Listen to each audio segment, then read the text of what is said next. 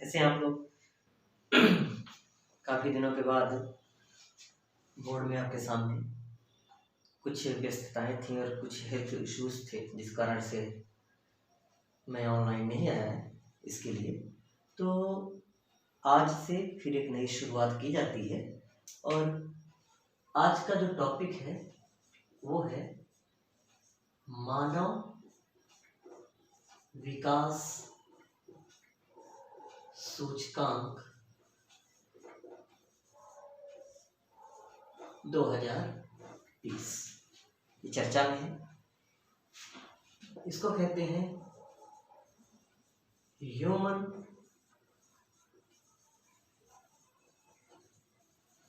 Development index 2020, that's mean HDI, मानव विकास सूचकांक। ये चर्चा में है अभी। और ये है क्या, इस रिपोर्ट को, सूचकांक को जारी कौन करता है और इस सूचकांक का, इस इंडेक्स का पैमाना क्या है, किस बेस पर रैंकिंग तय की जाती है, ये मैं आपको बताऊंगा। तो देखिए, ये रिपोर्ट जो जारी की जाती है वो UNDP जारी करता है, संयुक्त राष्ट्र विकास कार्यक्रम। संयुक्त राष्ट्र विकास कार्यक्रम, यूनाइटेड नेशन डेवलपमेंट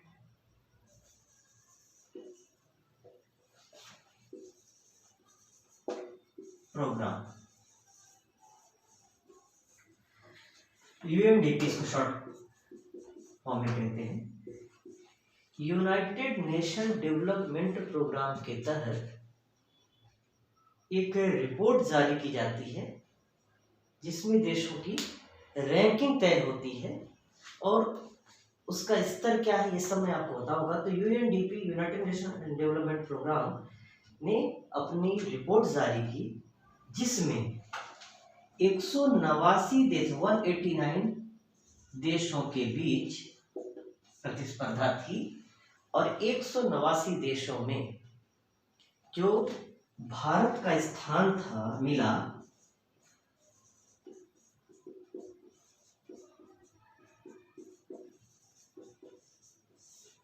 131वां स्थान भारत को प्राप्त हुआ। लास्ट ईयर भारत की जो पोजीशन थी 129 पोजीशन थी, 129वें नंबर पर भारत था। और कुल मिला के अगर हम ओवरऑल देखें तो ये समझ में आया कि भारत 2 पायदान नीचे आ गया है। तो ये गिरावट दर्ज की गई जो शुभ संकेत नहीं है। तो इसमें प्रश्न क्या बनता है, पहली बात कि ह्यूमन डेवलपमेंट इंडेक्स कितने देशों के बीच इसका सूचकांक जारी हुआ है, तो 189 देशों के बीच। और भारत के दृष्टिकोण से प्रश्न में महत्वपूर्ण ये है कि भारत को कौन सा स्थान प्राप्त हुआ है, तो भारत को जो स्थान प्राप्त हुआ है वो है 131। ये भी प्रश्न बनता है कि भारत लास्ट ईयर कौन सी पोजीशन पे था, तो 129, तो 129वां स्थान प्राप्त हुआ। और जो पहला पोजीशन है इसमें वो है नॉर्वे और सेकंड है स्विट्जरलैंड, नहीं शायद सॉरी, सेकंड जो है वो है आयरलैंड। ये भी महत्वपूर्ण है। और 189 जो पोजीशन है वो नाइजर है। देखिए, जो महत्वपूर्ण प्रश्न बन रहे हैं उन प्रश्नों को मैं इसमें समाहित कर रहा हूँ कि जो प्रश्न पूछे जा सकते हैं। तो उसमें पहला पोजीशन प्रश्न आ सकता है कि UNDP के द्वारा मानव विकास सूचकांक 2020 में पहले स्थान पर कौन सा देश काबिज है, तो वह है नॉर्वे। सेकंड पोजीशन पर है आयरलैंड। भारत की जो पोजीशन है 131 और नाइजर जो सबसे अंतिम में है 189।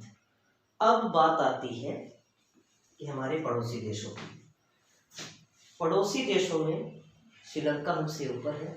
श्रीलंका की जो पोजीशनिंग है ह्यूमन डेवलपमेंट इंडेक्स में वो है 72, और जो चाइना है वो 75वें 85th पोजीशन पर है, और पाकिस्तान वगैरह हमसे बहुत पीछे है। लेकिन हम किसी पड़ोसी देश की तुलना में हम इस माध्यम से नहीं खुश हो सकते हैं कि पाकिस्तान तो बहुत पीछे चल रहा है। और जो संयुक्त राष्ट्र विकास कार्यक्रम के जो भारतीय प्रतिनिधि हैं उन्होंने ये कहा है कि भारत की पोजीशन जो 131 स्थान में, तो इसका मतलब ये नहीं हुआ कि भारत ने खराब किया है। जो भारत का प्रदर्शन है वो खराब नहीं है, ये सिद्ध करता है, प्रूफ करता है कि अन्य देशों ने बेहतर किया। श्रीलंका ने बेहतर किया, चीन ने बेहतर किया, भूटान ने बेहतर किया, भूटान से अच्छी पोजीशन पर है। तो कतई ये नहीं माना जाना चाहिए कि भारत की पोजीशन डाउन है। अब इसको इश्यूज बनाए जाएंगे अपोजिट पार्टीज या किसी द्वारा, लेकिन इसमें सुधार की आवश्यकता है। 189 देशों में 131 स्थान पर थोड़ा सा समस्यात्मक है। अब बात आती है कि आखिर इस इंडेक्स का मापन क्या है, पैमाना क्या है, किस बेस पर यह तय किया जाता है कि भारत 131वें स्थान पर है। तो आगे की जो चर्चा है वो संयुक्त ह्यूमन डेवलपमेंट इंडेक्स के पैमाने पर ही होगी कि इसके तय मानक क्या है जिसके अनुसार ये सूचकांक तय होते हैं। अब बात आती है HDI है क्या। HDI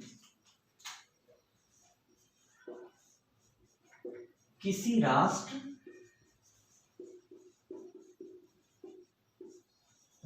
के स्वास्थ्य, हेल्थ, एजुकेशन, शिक्षा और जीवन स्तर का मापन है।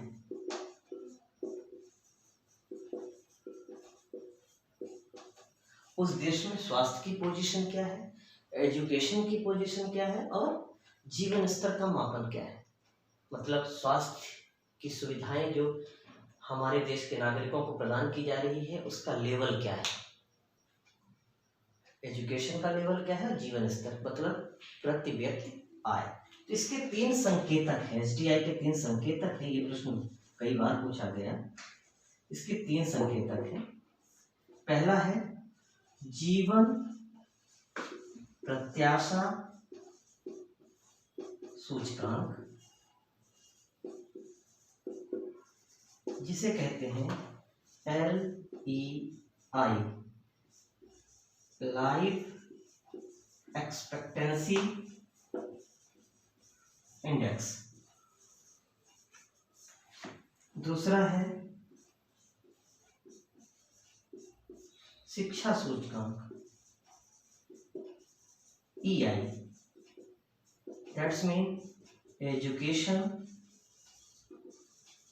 इंडेक्स। और तीसरा है जिसको क्या कहते हैं आय सूचकांक, इनकम आय सूचकांक, प्रति व्यक्ति आय, इनकम इंडेक्स। ये प्रश्न पूछा जाता है कि कितने सूचकांकों के तौर पर ह्यूमन डेवलपमेंट इंडेक्स का जो सूचकांक तय होता है। तो ये संकेतक है इसके, जीवन प्रत्याशा सूचकांक, लाइफ एक्सपेक्टेंसी इंडेक्स, शिक्षा सूचकांक और आय सूचकांक। और इसमें मैं आपको बताना चाहता हूं कि इसके जो अंक हैं वो 1 की नियरेस्ट में जितना ही बेहतर रहेगा वो उतना ही बेहतर माना जाएगा। तो जो नॉर्वे का जो अंक मिला है 0.957, ये लगभग 1 के नजदीक है, 0.957 आई थिंक या। एंड भारत का जो है वो इंडिया का जो है 0.65647 या 657, थोड़ा सा 645, ये 645 है, 1 के नियरेस्ट में ही नॉर्वे है। और आयरलैंड का है 0.955। अब ये बात आती है कि मानव विकास सूचकांक का कॉन्सेप्ट दिया किसने था। ये भी प्रश्न बनता है कि मानव विकास सूचकांक का प्रस्ताव या कॉन्सेप्ट किसने दिया था। तो इस अवधारणा को, इस कॉन्सेप्ट को या इसके मापन के पैमाने को पाकिस्तान के इकोनॉमिस्ट थे महबूब उल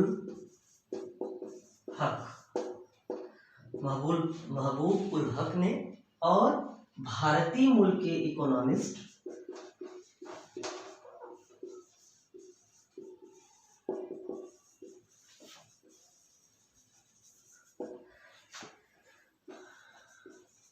अमर्त्य सेन, नोबेल पुरस्कार विजेता है। इन्होंने कॉन्सेप्ट दिया, इन्होंने समर्थन किया, और पहला मानव विकास सूचकांक संयुक्त राष्ट्र संघ ने 1990 में जारी किया। ये सूचकांक किसी भी देश को बेहतर करने की प्रेरणा देता है कि अगर हमारा, क्योंकि ये वैश्विक सूचकांक है, तो वैश्विक स्तर पर देश की क्वालिटी जो होती है वो चेक होती है।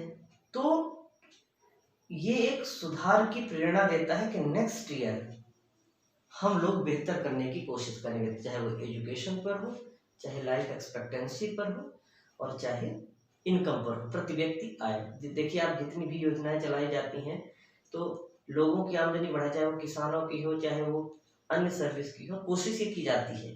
हम लोग उस स्तर तक पहुंच नहीं पा रहे हैं, लेकिन कोशिश जारी है। तो जैसा कि इस बार भारत 131वें स्थान पर आया है, तो अब सरकार ये कोशिश करेगी कि इस इंडेक्स को अगली बार थोड़ा और बेहतर किया जाए और नीचे आए हम।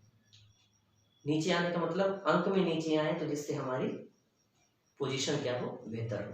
तो ये थी आज की क्लास मानव विकास सूचकांक के बारे में। Thank you.